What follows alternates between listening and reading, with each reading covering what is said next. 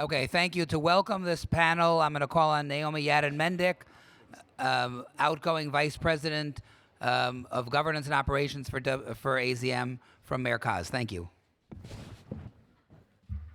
Thank you, everyone. So introduce the introducer. Thanks, Herbert.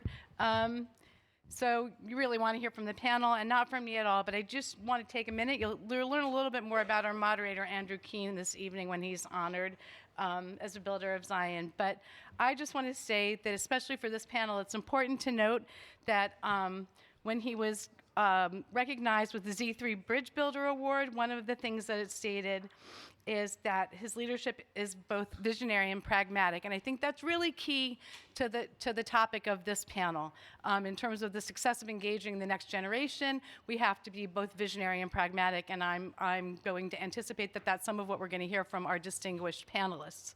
So Andrew Keene will be moderating, and our other panelists are Adela Kohab, who is an activist, author, and legal advocate, Hindi Popko, who's the Senior Vice President of UJA Federation of New York, Sarah Abraham, who is the Student President of the Hillel at UT San Antonio, Daniel Mariashin, who is the CEO of B'nai B'rith International for another 6.5 months or so, and Rabbi Dr. Josh Joseph, who's the Executive Vice President and COO of the Orthodox Union. Thank you. All right, thank you. Thanks, Naomi. Good afternoon, everyone. Thank you for being here and for making time for this panel. We are going to have a conversation about young leadership and what young leadership means in the context of legacy Jewish organizations. Just as a way of introduction, I was in my hometown of Milwaukee, Wisconsin for Thanksgiving, and I was at the Jewish Museum, and there's a wonderful exhibit on Golda Meir and talked about her journey through growing up in the Zionist movement. And it said in about 1912, there were 79 Zionist organizations active in Milwaukee, Wisconsin at the time. I don't know how that could be possible, but as it listed the names of these organizations, I couldn't help but notice that many of those same organizations are represented here in this room today. So if we look throughout the history of Jewish life in the United States, Jewish organizations come and go, but there are many organizations, especially those represented here, that have had the staying power of not decades, but generations. And I think I was asked to perhaps moderate this panel because for the last several years, I've had the privilege of serving as a board member of several legacy Jewish organizations.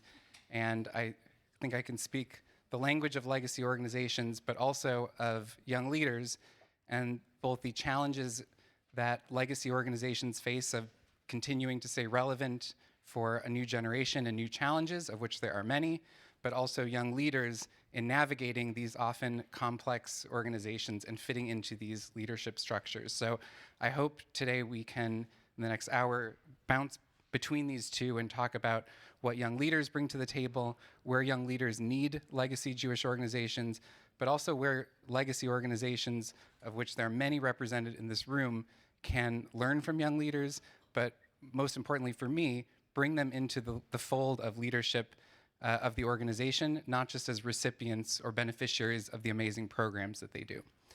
So that's our task for the next hour. I want to thank our panelists, and as a way of getting the conversation going, I want for our young leaders, and I realize there's a fine line between young leaders and legacy organizations, and a few of us are in both camps. For our designated young leaders who are not, executives of Jewish organizations, talk a little bit about where your leadership journey has intersected with legacy organizations. Wide open, good, less good, positive, not positive, your own leadership.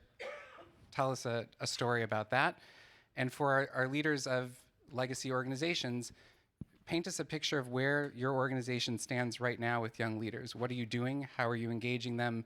And that'll kind of set the stage for where we go from there. So Adela, can I turn it to you first? Hi, everyone. Can you hear me okay? Hi, so my name is Adela Kochav, and I'm a Syrian Lebanese Jew.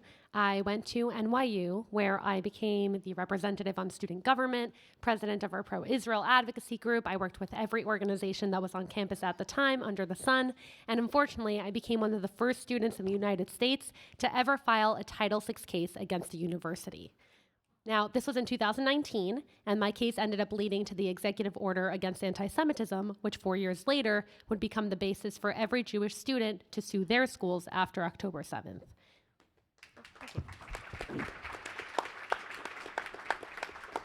Now, since then, I've gone to law school. I became a civil rights attorney myself, but before that, I worked for 2 years in the Jewish nonprofit space, helping students who were in my same position. When I went to law school, I thought I did the activism thing, changed the law on a national level. And unfortunately, after October 7th, Jewish students started asking me either how do I hide my Jewish identity or how do I sue my school? And I hopped back into the Jewish institutional world, and I also took to social media. I'm a social media influencer, and now I still am in contact with most legacy organizations, but I'm working on a different side, on the PR side of the war against anti-Semitism. So when I was a student, I worked with every organization that was on campus: VOA, Camera, Stand With Us, Alums for Campus Fairness, Hillel, Chabad. Famously, I was nobody's fellow, but everybody's fellow, because I found myself in every organizational space. At the same time, I felt very overwhelmed, especially when we had the assault at NYU and the burning of the Israeli flag and everything that happened in 2018, protest and boycott after protest and boycott. Every organization was interested in what was happening and wanted to help in their own way. Unfortunately, being a student on campus at the time, some organizations' way of helping actually made it very hard to be a student on campus. For example, some organizations that would run op-eds that were extremely alarmist and vile and called every student, who again, this is 2018, so it wasn't the landscape we're in now, called them vile Nazis. Suddenly, we were being lumped in with organizations calling our peers Nazis, and no one wanted to talk to us. So I had a moment of clarity at the age of 21 where I realized these organizations want to help students, and I happen to be a student. So why aren't they helping me? So I called a call with my Hillel and Chabad, and I asked them to rile up every organization that wanted to help. And I said, I want you to put every organization on a call and make it clear that right now they work for me. Crazy thing for a 21-year-old to say, but the organizations really appreciated it. I hopped on a call and I said, what does your organization do? Great, can you do XYZ for me? What does your organization do? Great, can you do XYZ for me? And they really appreciated the clarity of knowing what we needed in the moment, instead of trying to run with something that ultimately would hurt us in the long run. Now, on the influencer side, I do work for the National Jewish Advocacy Center, where I'm an attorney. Esther Panish, of course, is on our board. And we handle anti-Semitism cases. We work with the other legal organizations like Stand With Us Legal, Lawfare, Brandeis. We're all in touch with each other to make sure that we're holding people accountable for anti-Semitism. But at the same time, I am an influencer, and I find myself on a lot of stages. I find myself working with organizations who are all having galas, who are all having big speaking events, who are having plenaries, who are having panels, who are putting together videos. And a lot of the time they overlap, a lot of the time they don't. And a lot of the time it feels like every organization is trying to do the same thing, which means that everyone's doing nothing. So I'm excited for this conversation to see where every organization can best serve their niche and how we, as influencers and young leaders, can help your organizations continue to the next generation. Thank you. Thank you. Rabbi Josh, will you tell us a little bit about what's happening with young leadership right now at the Orthodox Union? Sure, but you don't want to hear more from, this was amazing. I'd love to hear more about what's going on. Okay, great. Hello, everybody. Hope you're doing well. Thank you so much for having me here. Thank you to all the panelists. The OU works with so many different organizations, internally, externally, partnering. Some of our partners are here today. Internally, between our work with teens, NCSY and JSU, our work on college campuses, JLIC and the Yavna Fellowship, and our work now beyond there with Yachad, special needs, we figured we have between 2,000 and 2,500 volunteers a year, meaning people who have raised their hands, young leaders, saying, I want to do this work for free. I want to help. I want to do something. The wave of, whether it's being generous, tikkun olam, whatever the words are that you want to use, people wanting to give. And what happens? These people are also often searching for what they want to do. They haven't figured it out. Maybe something happens in their experience, right? And says, oh, maybe I could do this. And somebody puts a hand on their shoulder and says, you can do this, and we're going to hire you, and we're going to make this a career. So if you take our 2,000 or 2,500 students who have raised their hands, and we just said to them, 1% of them, 2% of them, we put the hand on the shoulder and we say, you could do this. This could become a career. What would that do for the Jewish world? And we talk of ourselves as non-profit. It's a tax status. It's not very exciting. It's not very engaging. I was recently in conversation with my mentor, President Emeritus of Yeshiva University, Richard Joel, and he said, why don't we call it for purpose? Wouldn't that be more attractive for people? He has a way, right? He had a way with the words. For purpose. Find a mission. I read this weekend, finally, Eli Sharabi's book, Hostage, and the line from Hirsch, Goldberg, Poland, right, that if you have a why, you can manage any what. If you have a why, lahavdil may be a little different from a college experience, although everybody has their own experiences. If you have a why, if you have a purpose, and you can make that your career, wow. I take that why and I bring it into my what? I bring it into my career. I bring it into what I do. And so what we've now launched is 10 different fellowships across the OU, high school students, college students, after college, and so on and so forth, building this pipeline for leadership for the Jewish future. And the way we're doing it isn't just by top down saying, hey, this is what we think, us old folk. I can't believe I'm the old folk. I'm still the old folk. Yeah. Thank you. But what do they want? What do they need? That's exactly what you did. Imagine somebody had asked you, what could be useful to you? And that's what we're trying to do now. Say, what are the skill sets? What are the passion plays? What are the areas we can actually be helpful to you? Give you the trainings, give you the opportunities to do the work. And, yeah, don't fall. Oh my God. And what's amazing, and this I'll stop talking. We have a post-college fellowship with 11 spots. Unfortunately, it's only 11 spots. We had 100 applicants in our second year for 11 spots. Amazing, right? No, terrible. Because we just told 90 people, no. You not only did you volunteer during your high school and college age, now you say, I want the job, I want it, and we're telling 90% of the people we don't have a spot for you? So for all those of the other legacy organizations who are here, my pitch today and forever is help me to train them. How do you want us to help train them? We have them. They're coming in. They're in our doors. Help me to train them, and then we'll take them. You'll take them afterwards. They'll come, and they'll graduate, and we'll be able to do much more, right? Once we take their feedback, put them through the pipeline, and send them out to save the Jewish world. Thank you. I want to come back to the idea of pipeline and talent scouting as part of this. Hindi, I'll pass it to you and paint us a picture of what UJ Federation in New York is thinking about right now. Thanks, Andrew. It's wonderful being with all of you. I'll admit that when Andrew invited me to the panel, I said to Herb, am I the young person or the legacy person? But that could be my own delusion. So I'm 42, so I don't know what that makes me. But I do think, young? Yeah, great. I do think in my short or long tenure, depending on how you look at it, that there's been a huge evolution on this issue. I mean, I remember in the 90s, for those of you who remember the 90s, there was this huge conversation about young leaders. If you were, how old was I? I guess it was the early 2000s. I would get invited to some young leadership fundraiser twice a week, 3 times a week. Remember, it was when APAC Young Leadership was getting started. I Meet Young Leadership, Amuna Young Leadership. We all met our husbands or wives. I met my husband at a Meet Young Leadership event. You don't see those in the same way anymore because in a way you don't need to. That was a time when young leaders were saying newly for the first time, pay attention to us, we're over here. And legacy organizations were constructing somewhat artificial but necessary at the time committees so that we have quote unquote young people, and make sure that their voice is included. I cannot speak for every Jewish organization in New York, but I do think that that feels dated in a great way. That we don't need all these artificial committees where the young people get to sit because it's obvious to us that all of our committees or boards or executive committees just need to represent the people we're trying to serve.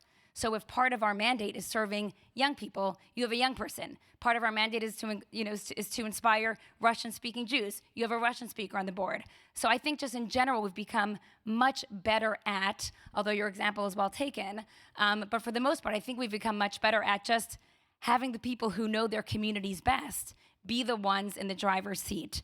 I definitely want to get back to the talent piece, but I'll say, when someone asks, what does UJA Federation do? I just want to be clear, there's two ways of us doing things.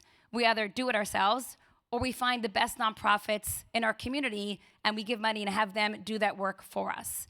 In terms of what UJA Federation does itself, no matter what age or stage, there's something for you at UJA, right? So if it's a bar bat mitzvah, it's a give a mitzvah, do a mitzvah. And we'll have a team sit with you, your bar mitzvah kid, bat mitzvah young daughter, and the team saying, well, how do you want to think about giving tzedakah at your b'nai mitzvah celebration? What's important to you? We have the Center for Youth Philanthropy, where donors have their young teens throughout high school actually model what it means to participate in philanthropy. We have a very active young leadership program. And what I would say is, post 10-7, our programming, our direct programming, yes, our grants too, but that's less interesting and less pertinent to this conversation, changed not because we called young leaders and said, guys, we're making a change. They called us and they said, we want Shabbat dinner. Can you keep UJA open on Friday nights? Right? And First Security is like, please no. We're like, no, we're doing this. And now almost every Friday night, okay, our offices are not cool. Right? We always say it's like 1990s carpets, but the young leaders, the young professionals want to be there because they actually want to have Shabbat with their peers in a communal setting. So every Friday night, UJ Federation is now open. Why? Because people in their 20s asked us to be open. Thank you. Appreciate it. Sarah. All righty. Well, firstly, I want to say I'm so honored to share the stage with such influential leaders in the Jewish world. So just wanted to say that. We're honored to be with you. Thank you. Thank you. So my name's Sarah Abraham. I am the president of my Hillel in San Antonio at UT San Antonio. But my first sort of experience with legacy Jewish organizations was actually in high school. So I'm originally from Long Island, New York, and right before, I heard you. And right before freshman year in high school, my family decided that it would be a great idea to move to San Antonio, Texas. And so growing up in Long Island, it was very easy to be Jewish. All of the schools were Jewish. All of my friends were Jewish. All the supermarkets were Jewish. There was a new synagogue opening up every weekend. And so it was very easy for me. So it was a very difficult transition for me to go from being one of many Jewish students in the classroom to being the only Jew in my entire school. So that was very, very drastic for me. And it was when I made that move that I experienced anti-Semitism for the first time. My school was called the Anne Frank Inspire Academy, so kind of ironic that I was the only Jew and experienced anti-Semitism. But my school was hosting an event called the Anne Frank Inspire Awards. It was hosted internationally in previous years, but my school was a new school that just opened up in honor of Anne Frank, and they said, hey, Sarah, you're the only Jewish person in our school. We think it would be a great fit if you would come and speak at this event. And I just turned 15, and then there was political figures, religious figures, and I agreed to it.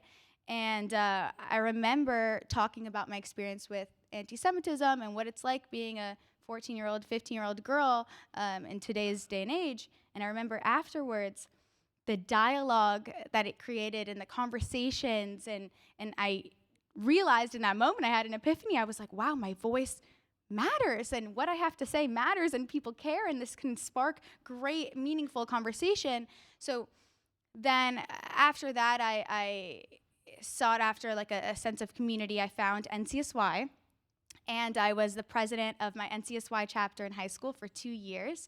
And so we did latte and learns, we did Shabbat dinners, I hosted a lot of them, and we did a lot of conferences, and it was amazing that I went from feeling so isolated to having a sense of community and family. And then when I got to college, I was yearning for that sense of community again, and feeling sort of like an outcast, especially living in a post-October 7th world where it's very scary to be openly Jewish on a campus. And I'm in San Antonio, Texas, so I have it a little bit easier. But in general, it's a very difficult time that we're living in. So thankfully, I found Hillel International, and now am the president of my chapter there. And it's these legacy organizations that really give us the tools and the structure to create a meaningful impact. Like, I created met some of my closest friends through Hillel. I had opportunities to go to conferences and sponsored Israel trips and Shabbat dinners and experiencing these incredible things because of these legacy organizations. So I think that it's truly important for us students to, be a part of these groups to sort of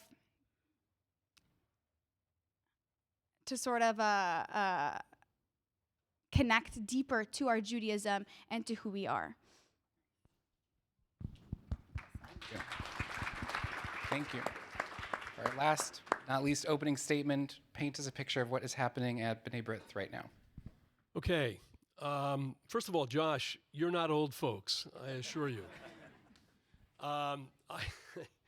First of all, I want to establish my bona fides in this organization, because my second job out of graduate school was as the director of the Boston office of something called the American Zionist Federation, which was the forerunner to this organization. I see Debbie nodding her head, and there are a few others, Saray, who remember the AZF.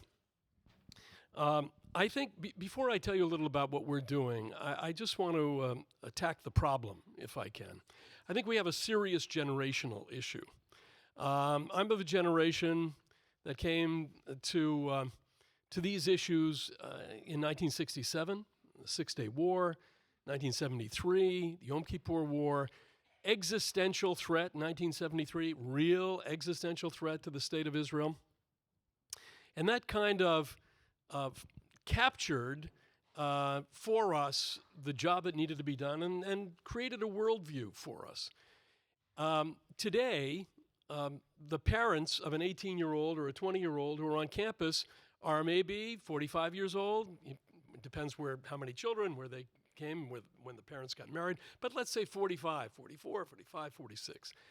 The parents themselves don't recall. They weren't around. They don't recall those formative moments that really gave us the roadmap for what we needed to do. And so I think there is a big gap here, and there's a big disconnect.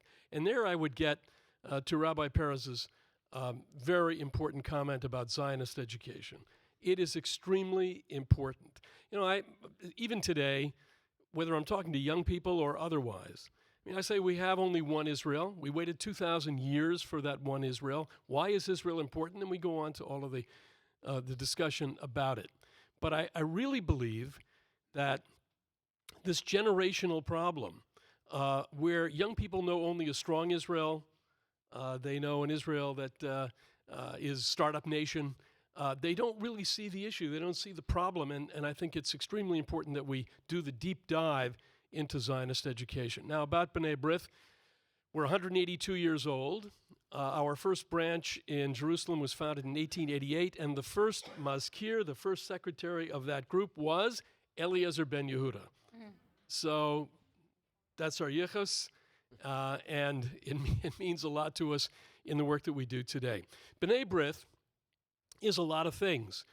We develop affordable housing for seniors, and we aid the victims of natural disasters. But here we're talking today about public policy and public diplomacy.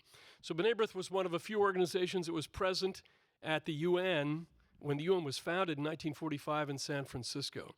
And since then, we've been accredited in New York and in Geneva at the Human Rights Council and at UNESCO and Paris and so forth. And our work in public diplomacy has now led us to create opportunities for young leaders to have an opportunity to speak truth to power.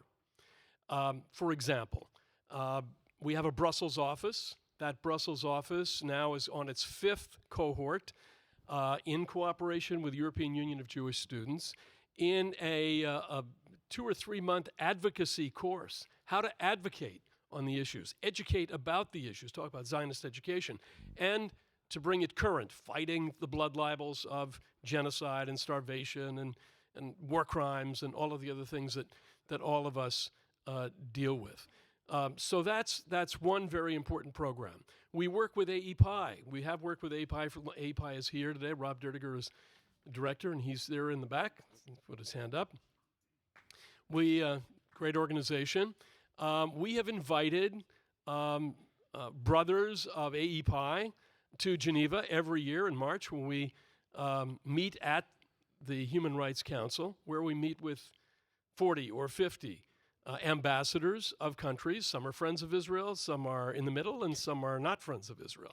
But it's an opportunity to have a back and forth on the issues about Israel and anti-Semitism that mean a great deal to us. Another program we have is together with the government of Japan. It's called the Kakahashi Project. It's an opportunity to bring young leaders to Japan for a 10-day program, an immersive program in Jewish-Japanese relations. And why is it important? It's important because the members of this delegation that go are talking about Jewish identity, and they're talking about Israel from their perspective, usually to an audience that really has no contact with Jews on a regular basis, certainly knows only what they read in the newspaper about Israel and about its current situation. So those are 3 examples of our bringing young people in. Continuity, a continuum is extremely important to us. For an organization that's 182 years old, there's always a need to continue and to find new leaders. And public policy and public diplomacy has been a sure bet for us. Thank you. I want to come back to the topic of pipeline and leadership development.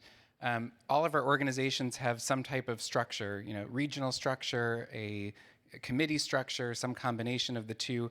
And for generations, many of our organizations, those structures have not changed. And the expectation is that people, start in a local chapter and then a local chapter leadership, and then they graduate to maybe a regional structure and then a national committee and then a national board, so on and so forth. Those structures have changed and often need to change to meet young leaders where they are. One of the structures that's important to this group is, of course, Zionist youth movements. And so I want, just making sure, I would venture to guess a majority of the people in this room are alumni of a youth movement.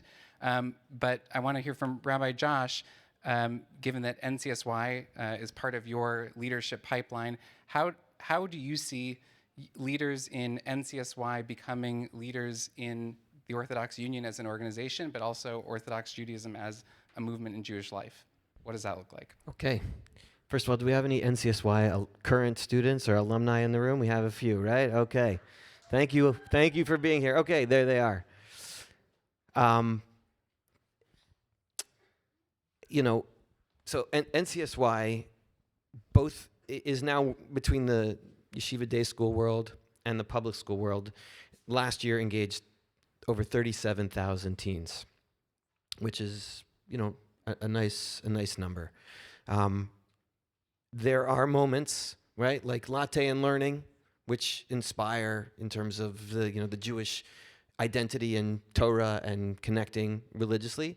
But there's also, and especially in the last 2 years, been a need for a safe space training and places where they can go to get support in all kinds of situations, anti-Semitism, both overt and otherwise. These leaders, I think they might help answer sort of the problem that you outlined when we listen to them and we help them in their current experiences as they continue to move into leadership roles across the organization.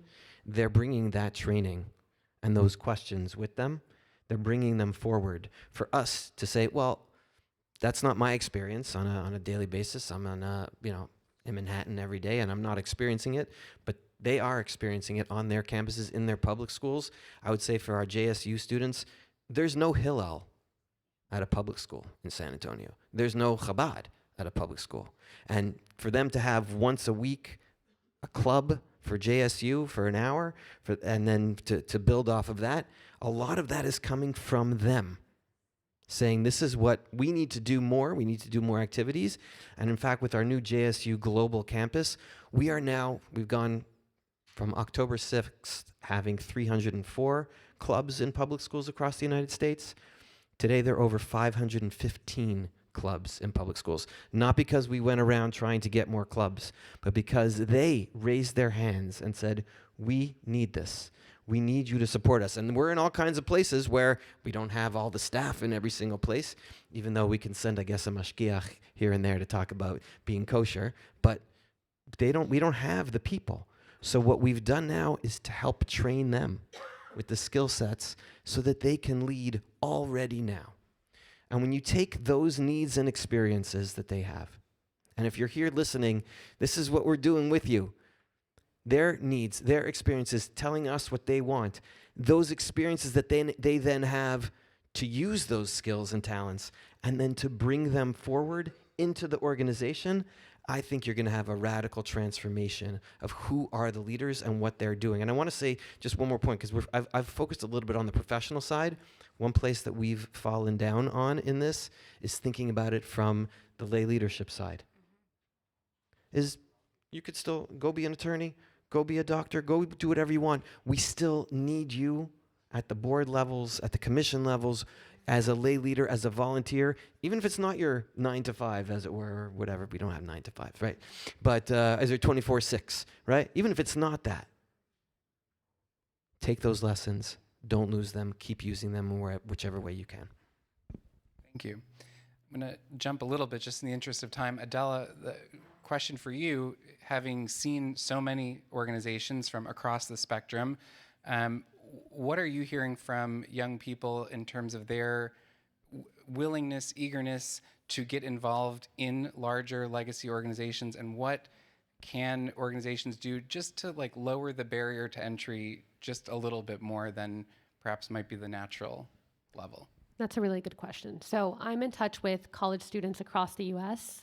regularly. I want to say if a week goes without me talking to at least 5 college students across the country, it's a weird week for me. And generally what I find is a generation that's really woken up. And that's actually something I want to highlight that you said. There's that generational divide, right? October 7th happened, and for kids on college campuses right now, this is their moment. And that's why you're seeing so many organizations that are rising up right now that are being founded by young people in their 20s because they felt that legacy organizations, which are amazing, got almost so big that they couldn't move as fast as we needed to. And that's where I saw young people stepping in and creating their own organizations. When it comes to college kids, a lot of them have amazing ideas and they lack the resources, which I think is the greatest shame for the community, because you have people who want to drive things forward, and the one thing the community has as a whole is resources. So how did we get to that gap?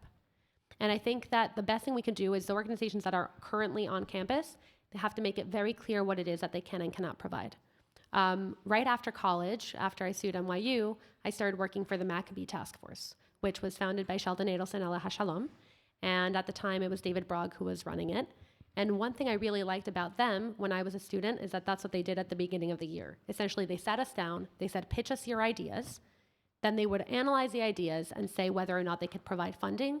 But at the same time, they told us, if you'd like to have an event about XYZ, we have an amazing speaker we can send to you. So you have students that really have both parts, right? You have the kids that have an idea and want to run with it and are lacking resources. And then you have the kids that have the spark of wanting to do something, but they just don't know what.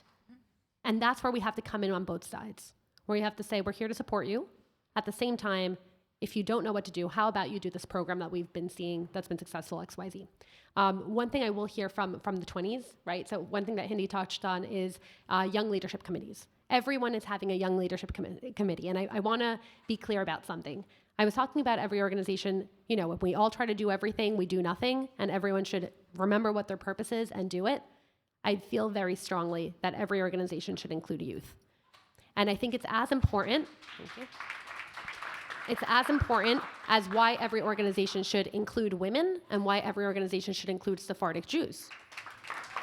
You don't have to have your own committee for each of those things, but you can better serve a community because every community will have at some point, every Jewish community will have women and will have young people.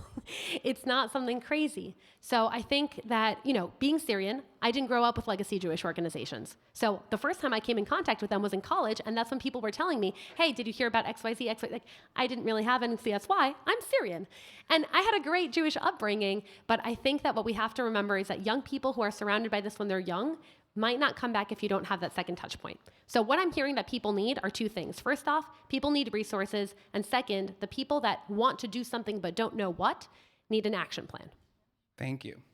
Hindi, I'm going to see if you can pick up right where Adela left it about resource allocation, because that's a core part of what Federation does. And how do you balance where you're allocating resources to empower young people, give them the tools, versus, or maybe there's a middle of the Venn diagram versus what you do in-house to develop that pipeline and give them resources in-house. I'm happy to do that, and then I want to go back to talent development for a second if I can.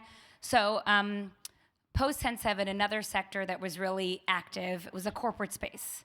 So we had, we were often joking like, what happens, to people Jewishly when they leave college and everything? Well, where they are? They're at work, right? They're at the office. So we started to hear from Jews at work, and they would say, you know what? It's not fair. Every ethnicity in my workplace has an ERG, right? These employee resource groups, these affinity groups, there's an LGBTQ group, an African American group. Why isn't there a Jewish ERG? How does this seem okay? And over the course of, a few months and some threats of lawsuits and things like that, many of the corporations were sort of like, yeah, you're totally right, like just give the Jews a group. So all of a sudden you have Jews at work becoming Jewish community leaders without ever having necessarily thought about that in that way or had any training to do so. But here they were, young Jews at Meta, young Jews at Facebook. I guess those are the same company now. The Juglers, right? It was like a Jewish group at Google. And they came to us and they said, okay, we finally now have HR permission to have this group. Help us do this. And if there's one thing that UJ knows how to do, it's find people who know how to do things, right? So we don't pretend that we have all the answers. We're like, okay, we're going to create a network of all the New York ERG leaders, and you're all going to learn from each other, and we'll give you a way to share resources, and we're also going to give you money, right? We're going to give you money to do Shabbat dinners and to go to Jewish Broadway shows together and have Shabbat dinners together and have a Purim celebration at work. And we have found ways, if our general counsel was in this room, she would get up and say, Hindi, stop talking, we don't give money to individuals. Yes, but we work with organizations who do. So we set up a fund at the Natan Fund because they work with entrepreneurs all the time. And my sister happens to be the ED, so she had to say yes, right? But now we work through the Natan Fund, and there's a fund at Natan for Jewish ERG leaders. There's a fund at Natan for parents who are leading Jewish groups in public schools. We have a fund for, you name it, right? The activists who are stepping up and just need cash, right? For pizza, for a Shabbat dinner, to rent a room, to hire a speaker. So I think we've become a lot better at just meeting people where they are and knowing that most things don't need a new organization. Some things do, but a lot of things just need a credit card, right? And we need to make it easier for people to access those funds. I just want to make one point on talent development. And I know this might sound dramatic or like I'm doing it for the purpose of this panel, but I'm not. But I would not be on this panel if it wasn't for Josh Joseph. And so first clap for him. But I want to tell you a story for a reason, because Josh made this point earlier, and it's true. The only way that people end up on these panels or in these roles is if they had someone in their lives who believed in them and who took 5 minutes out of their day to invest in them. There's a funny story that backs up the point that I made, which is I was in graduate school, or I was in YU, I don't know what I was doing, the fellowship program, and I was applying for the Wexner Graduate Fellowship, which was like, in my mind, if I didn't get this fellowship, done. How would I afford graduate school? How would I do anything? And I knew that I wanted to work in the Jewish world. Why? A, my parents didn't, and I didn't know there were other jobs available. And B, because I was the president of the Israel Club at YU, which at the time felt really hard. In retrospect, I get that it wasn't the hardest place to be the head of the Israel Club, but I loved doing it. So I applied for the Wexner graduate program, and I knew, I had it in my head when the applications were due. I'm sitting at my desk at YU, and it was like 9 p.m. at night. And it all of a sudden hit me that I had missed the deadline by an hour, which is, if you know me, this is very not like me. Like, I have reminders for everything, including like make dinner and things like that. I was just beside myself. And I knew that Josh would be in his office. I don't know why you were still there at YU, but we were both at YU at the time. And I was just completely distraught. I'm like, Josh, I missed the deadline. It's over. Like, it's game over for me. I'm not gonna go to graduate school. I'm not gonna get a job in the Jewish world. Just help me through this. And he looked at me, he said, we're gonna do this. I'm gonna sit with you in the office. You're gonna finish your application, and we're gonna call them in the morning. Now, I hope this is off the record because they were nice to me, even though I missed the deadline. But Josh did that for me. And I have to tell you, we get resumes all the time from people. And I really, really am resistant to people who don't have any experience, because I know that it's gonna take me so long to train them. But I've learned to stop myself and say, okay, if we're not gonna invest in people, we're not gonna have people, right? So no, they're not gonna walk in knowing every politician in New York. They're not gonna walk in with the people that I have on my phone. But if they have the talent, you gotta give them a chance. You gotta invest in them. Josh invested in me. I got into the fellowship. Thank you so much. But all of us in this room, it doesn't mean you all have to be mentors now, but it means that when someone needs your help them get the interview, help them get the job, put in a call for them if they miss the deadline for a really important fellowship, and give them that extra kind of support. And in some ways, Adela, you are the success story, right? Because you actually found the perfect place for you in this Jewish world. And probably a lot of that was because of your own grit and your own capacity to do that. But ideally, it's also because someone said, I'm gonna help you. I'm gonna hold your hand and find you your place in this Jewish community, whether it's professional or on the lay side. So we all need to be playing those roles more. Thank you. We're gonna transition to who's asking the questions. There are some amazing students representing a variety of youth movements that are here. If you didn't, maybe wave. Everyone take a look. Okay, there we go. If someone has a question that they want to direct to one of the panelists, I would be very happy to take one of the questions from someone in the back. Hello. Hi, my name is Anna. I am with NCSY and JSU. Great. And it's an honor to hear all of you guys speak today.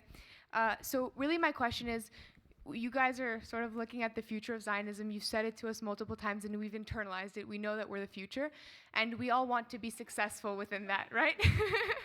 We all want to be successful. Financially, we want to be successful. Religiously, we want to be successful. And so my question is, conferences are amazing, opportunities, experiences, trips are amazing, but what role, if any, do these legacy sort of organizations have within our professional development? And what does that look like? Does it look like mentoring us personally? Does it look like giving us jobs, giving us fellowships? How do we become successful in order to keep these organizations alive? Thank you. Dan, I'm going to give that to you. No pressure. Yeah, the answer would be all of the above. Hindi really hit it really right on the nail on the head. Look, I have interviewed over the years many young people who were sociology majors, they were history majors, they were philosophy majors. They wanted to work in the Jewish community, and that was me many years ago. I just wanted to be in the community. How do I do that? And I found this, my experience has been the same, is that somebody who really cares about the community, doesn't matter what your major was, there's a place for you. And I think that's important. There's a place for you at B'nai B'rith, there's a place for you at the other organizations. That's for sure. In terms of mentoring, for sure. And again, I'll go back to what I was saying earlier. In terms of public diplomacy, we are offering an opportunity that most organizations are not able to, because public diplomacy is part of our DNA. And we're accredited at the UN, and we have these relationships in Washington. So we're based in Washington with embassies, with missions here in New York. It's an opportunity, even if you're not in the field, even if you're not working in the field, it's an opportunity for you to be at the table with policymakers and people who are making the kinds of comments and statements about Israel and Zionists and Zios and all the other things that we know about that we don't like. And it's an opportunity really to answer back. So that's really what we see our role as doing. There is a mentoring factor to that. So there's a place for anyone who is eager to help out the Jewish people and the state of Israel. There's a place for you somewhere in the community, in the legacy organizations for sure, and in some of the newer organizations, a lot of good new organizations that have cropped up over the past generation or so that also have a place for you. Thank you. Sarah, I'm going to give you the same question, maybe from your perspective. How might you answer that, and what's been beneficial for you? So for me, in my experience, I think that in going to those conferences and those Shabbatones and these events and being in the room with political figures, religious figures, having conversation and dialogue, those, you might not realize it now, but those experiences have been incredibly impactful and influential in my life, and it's because of organizations like NCSY, like Hillel International, that I have such a drive, and I'm like bursting at the seams. I just want to, share my story and my thoughts, and hopefully inspire, high school students or college students to get involved in these organizations. So I think that by joining them and being involved in them, you can benefit greatly. Thank you. Who's got the microphone? Hi there, I'm Gabe, representing Tzofim, the Israeli Scouts. How can we enable younger Jews and Jewish students to share their experiences and make real change without getting stuck in an echo chamber where we only talk to ourselves? Nice. Adela, I'm going to give that to you because I think you're right in the center of that. So there's a lot of ways to break the echo chamber, and one is the actual and the other is the hypothetical. So the actual would be in the space that you currently exist in. So I spoke to the high school students earlier today, and more than half of them actually went to non-Jewish schools. That means that what we're seeing on college campuses, they're already dealing with at the high school level. So the first way to break out of your echo chamber is looking at your actual world that you're in. So look at the high school that you're in. First, like I said, you build your base, you build the community, and you have allies and friends who are Jewish people that together you say, let's do this. You never want to do things so on your own. And then you open the circle to everyone else. And when you share your Jewish identity that you are strong and firm in with them, that's how you start breaking in that way. Now, the second way is the hypothetical, right? Which we usually look at the social media space, right?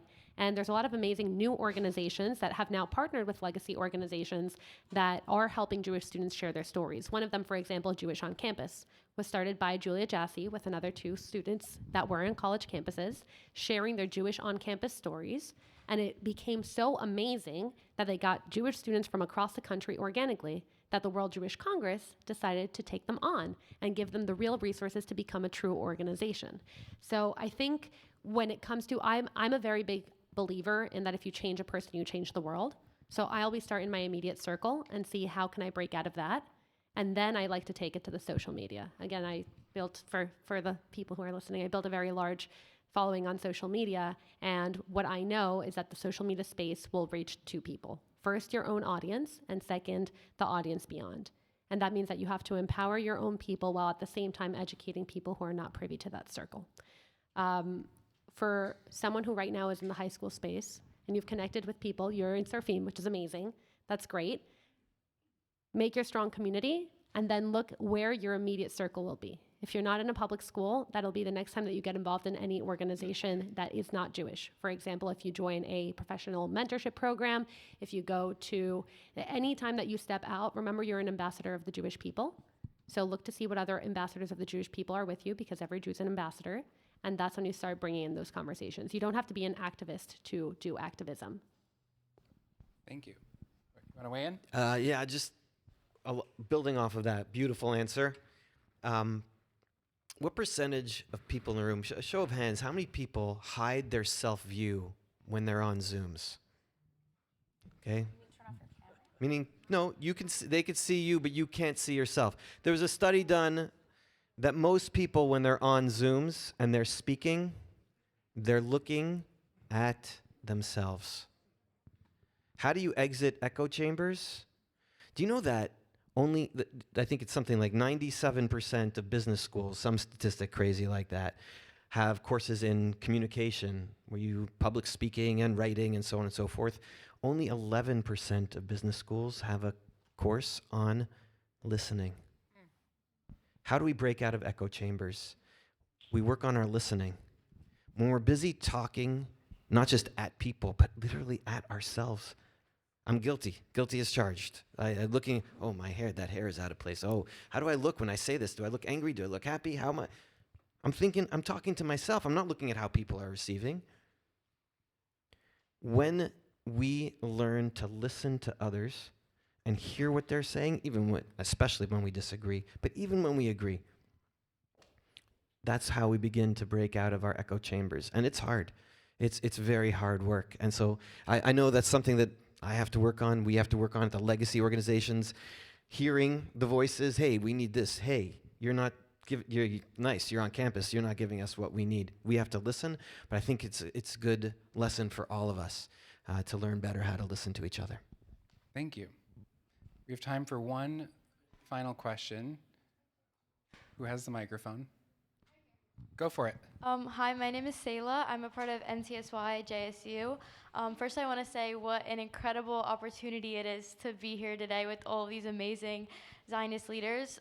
So my question is, as a high school student, sometimes I can feel very powerless and like I have such a small impact in my Zionism and in like promoting Judaism. So I was just wondering how you would recommend like kind of having a bigger outreach and having a bigger impact as only a high school student, because it can be hard feeling like there's not much I can do for my bigger community. Great question. Sarah, you want to take that one? Take that one.